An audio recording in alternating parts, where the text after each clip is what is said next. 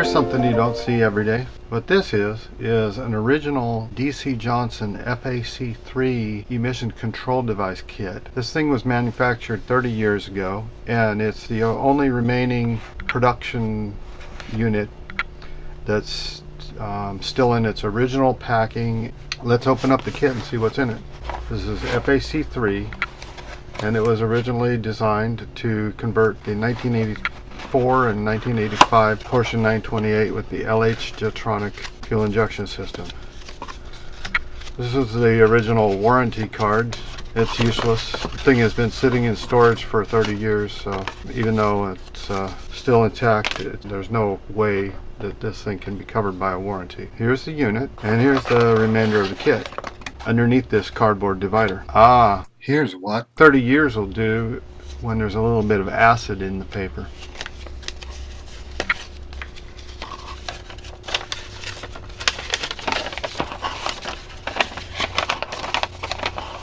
There's the installation wiring diagram. And here's the remainder of the kit. A shielded cable for the oxygen sensor. This shielded cable gets extended with a piece of Teflon insulated wire for high temperature resistance. And this is the main wiring harness, 6 wires.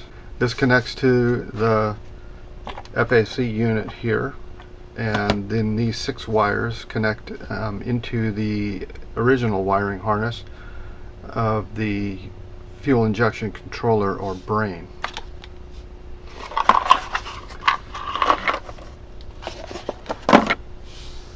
Two inline intercept splice connectors and 4 butt splice connectors. Those are all of the connectors needed to install the main harness.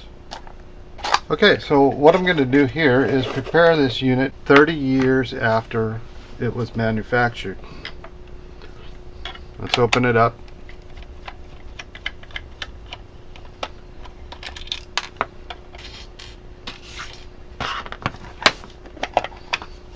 Here it is. As you can see now, I've set up my bench to test this FAC3. To do a thorough test on it, you need a couple of voltage sources. So I have a couple of bench power supplies here and some meters. You could use 1 meter if you want, but I have several, so I'll just use several individual meters.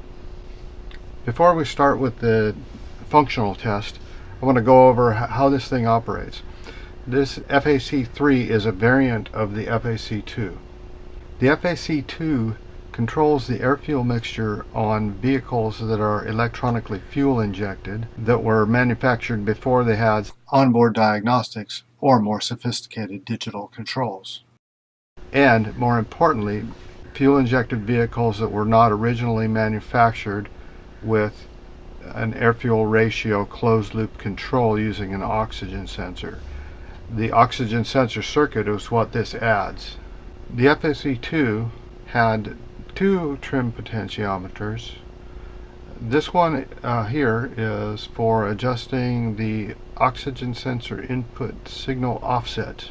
This one here is for adjusting the cold starting switchover threshold, where it runs in open loop for a period of time with a rich mixture until the engine temperature has warmed up sufficiently. This is an FAC3, which is a variant of the FAC2, and it adds this 3rd trim potentiometer, which gives the installer the ability to add another level of trim control on the mass airflow meter signal coming from the hot wire mass airflow meter. Whether it's an FAC2 or FAC3, it will have a capacitor here which provides the delay before switching from open loop to closed loop under hot starting conditions. The FAC3 had a much larger capacitor than the FAC2 here. It also adds an additional capacitor on the back side here.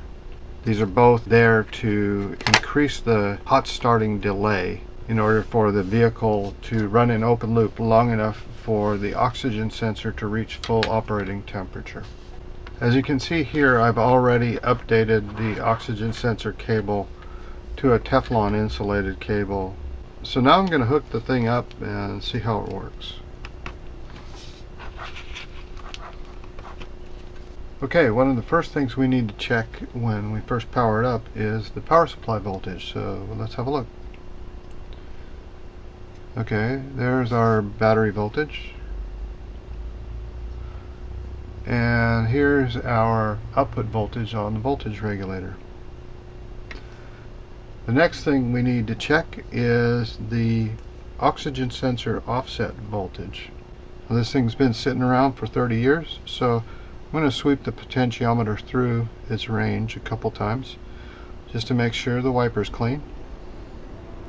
That's about as close as we're going to get it. Next, we want to check the cold start set point threshold, and that's the wiper of this potentiometer here. Looks like it's exactly where it needs to be. Now that we've verified that it's powered properly and the settings are correct, we are going to give it a functional test, and for that we'll focus on the meters showing the appropriate voltages. The red meter on the left shows the simulated coolant temperature sensor input to the control unit. I can adjust that voltage here. The yellow meter in the center shows the simulated oxygen sensor signal, and I adjust that one here. The black meter on the right shows the output of the fuel air control unit.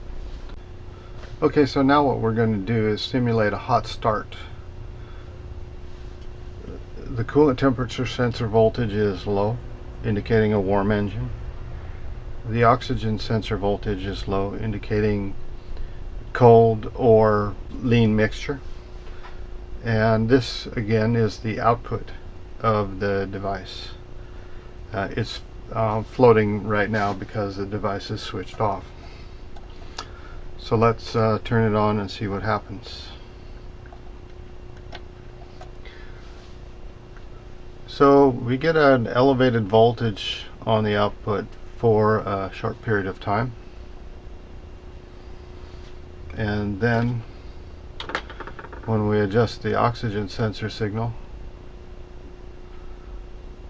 as you can see, I've brought it up to a high level and the output voltage goes down. Let's do that one more time. Okay, the unit is switched off once again. We have a low coolant temp sensor voltage indicating a high temperature. This time we'll have a high oxygen sensor voltage indicating a rich condition, and we have the output voltage floating, tracking the input voltage. So what we should see when we hot start it is we should see an initial delay in the change of the output voltage. The output voltage will remain at a high level for a short period of time, and then when the circuit switches from open loop to closed loop,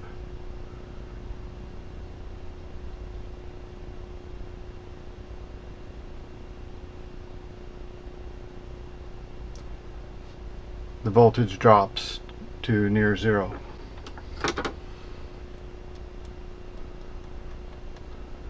The low oxygen sensor voltage, the output raises up and will continue to gradually climb. As I oscillate the oxygen sensor voltage from low to high, the output voltage corresponds in the opposite direction.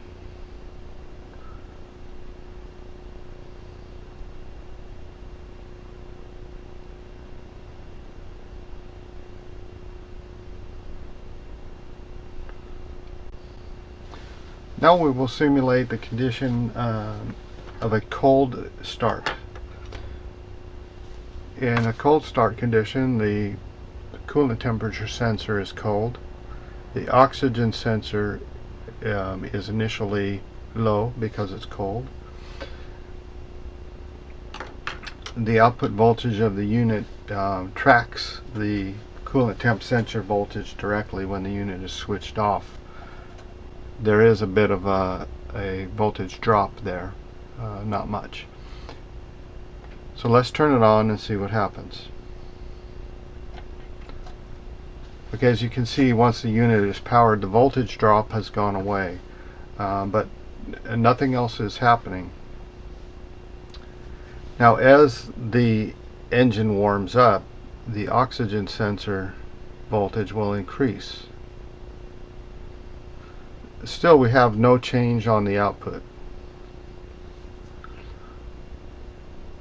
At some later point in time, the engine starts to warm up and the coolant temperature sensor starts to reduce in voltage as the heat increases. Once the voltage of the coolant temperature sensor reaches a threshold to switch,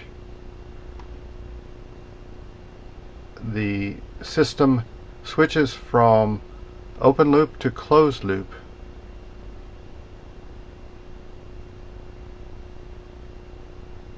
At some point,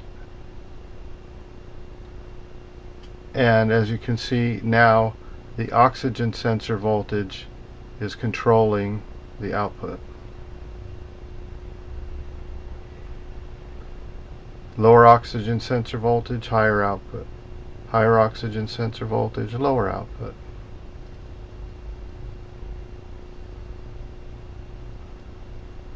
And that's how the system works.